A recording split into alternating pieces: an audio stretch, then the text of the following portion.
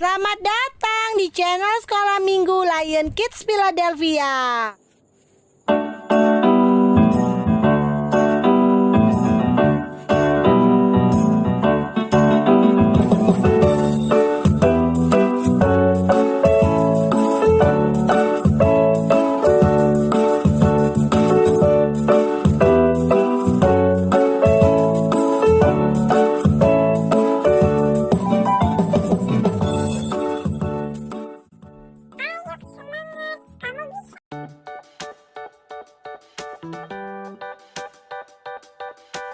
Hai semuanya, Shalom. Kita akan melanjutkan pembacaan Alkitab kita dalam Yesaya 14 dengan perikop ejekan tentang Raja Babel.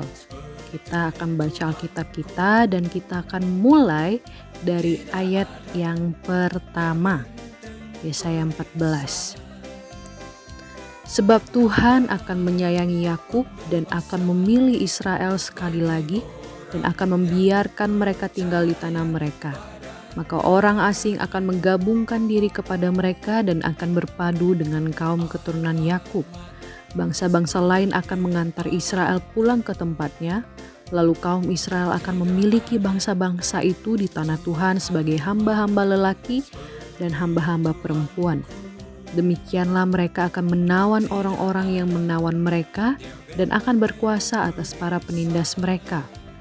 Maka pada hari Tuhan mengakhiri kesakitan dan kegelisahanmu dan kerja paksa yang berat yang dipaksakan kepadamu, maka engkau akan memperdengarkan ejekan ini tentang Raja Babel dan berkata, "Wah, sudah berakhir si penindas, sudah berakhir orang lalim. Tuhan telah mematahkan tongkat orang-orang fasik, gada orang-orang yang memerintah, yang memukul bangsa-bangsa dengan gemas, dengan pukulan yang tidak putus-putusnya, yang menginjak-injak bangsa-bangsa dalam murka dengan tiada henti-hentinya. Segenap bumi sudah aman dan tenteram, orang bergembira dengan sorak-sorai. Juga pohon-pohon sanobar dan pohon-pohon aras di Libanon bersukacita karena kejatuhanmu," katanya. "Dari sejak engkau terbaring, tidak ada lagi orang yang naik untuk menebang kami. Dunia orang mati yang di bawah gemetar untuk menyongsong kedatanganmu. Dijagakannya arwah-arwah bagimu, yaitu semua bekas pemimpin di bumi. Semua bekas raja bangsa-bangsa dibangunkannya dari tahta mereka. Sekaliannya mereka mulai berbicara dan berkata kepadamu, 'Engkau juga telah menjadi lemah seperti kami, sudah menjadi sama seperti kami.' Ke dunia orang mati sudah diturunkan kemegahanmu dan bunyi gambus-gambusmu. Ulat-ulat dibentangkan sebagai lapik tidurmu dan cacing-cacing sebagai selimutmu. Wah, engkau sudah jatuh dari langit, hai bintang timur, putra fajar, engkau sudah dipecahkan dan jatuh ke bumi, hai yang mengalahkan bangsa-bangsa.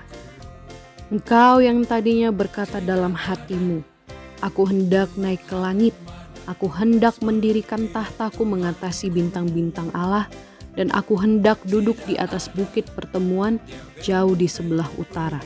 Aku hendak naik mengatasi ketinggian awan-awan, hendak menyamai yang maha tinggi. Sebaliknya, ke dalam dunia orang mati engkau diturunkan, ke tempat yang paling dalam di liang kubur. Orang-orang yang melihat engkau akan memperhatikan dan mengamat-amati engkau,' katanya. 'Inikah dia yang telah membuat bumi gemetar dan yang telah membuat kerajaan-kerajaan bergoncang, yang telah membuat dunia seperti padang gurun dan menghancurkan kota-kotanya, yang tidak melepaskan orang-orangnya yang terkurung pulang ke rumah? Semua bekas raja bangsa-bangsa berbaring dalam kemuliaan, masing-masing dalam rumah kuburnya. Tapi engkau ini telah terlempar jauh dari kuburmu, seperti taruk yang jijik, ditutupi dengan mayat orang-orang yang tertikam oleh pedang dan jatuh tercampak ke batu-batu liang kubur, seperti bangka yang terinjak-injak. Engkau tidak akan bersama-sama dengan raja-raja itu di dalam kubur, sebab engkau telah merusak negerimu dan membunuh rakyatmu. Anak cucu orang yang berbuat jahat tidak akan disebut-sebut untuk selama-lamanya. Dirikanlah bagi anak-anaknya tempat pembantaian, oleh karena kesalahan nenek moyang mereka, supaya mereka jangan bangun dan menduduki bumi dan memenuhi dunia dengan kota-kota. Aku akan bangkit melawan mereka, demikianlah firman Tuhan semesta alam. Aku akan melenyapkan nama Babel dan sisanya, anak cucu dan anak cicitnya, demikianlah firman Tuhan. Aku akan membuat Babel menjadi milik landak dan menjadi air rawa-rawa, dan kota itu akan kusapu bersih dan kupunahkan. Demikianlah firman Tuhan semesta alam. Tuhan semesta alam telah bersumpah firman-Nya, sesungguhnya seperti yang kumaksud demikianlah akan terjadi, dan seperti yang kurancang demikianlah akan terlaksana. Aku akan membinasakan orang Asyur dalam negeriku dan menginjak-injak mereka di atas gunungku. Kuk yang diletakkan mereka atas umatku akan terbuang, dan demikian juga beban yang ditimpakan mereka atas bahunya. Itulah rancangan yang telah dibuat mengenai seluruh bumi, dan itulah tangan yang teracung terhadap segala bangsa. Tuhan semesta alam telah merancang, siapakah yang dapat menggagalkannya?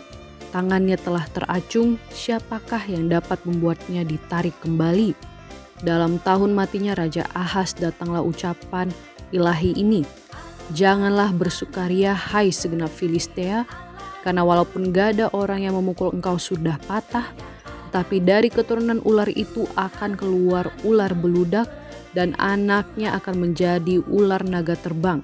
Yang paling hina dari umatku akan mendapat makanan, dan orang-orang miskin akan diam dengan tenteram. Tapi keturunanmu akan kumatikan dengan kelaparan, dan sisa-sisamu akan kubunuh. Merataplah hai pintu gerbang, berteriaklah hai kota, gemetarlah hai segenap Filistea, sebab di sebelah utara sudah mengepul asap perang, dan barisan musuh maju tanpa ada yang mundur. Dan apakah jawab yang akan diberi kepada utusan-utusan bangsa itu? Tuhan yang meletakkan dasar Sion, dan di sanalah orang-orang yang sengsara dari umatnya mendapat perlindungan. Amin.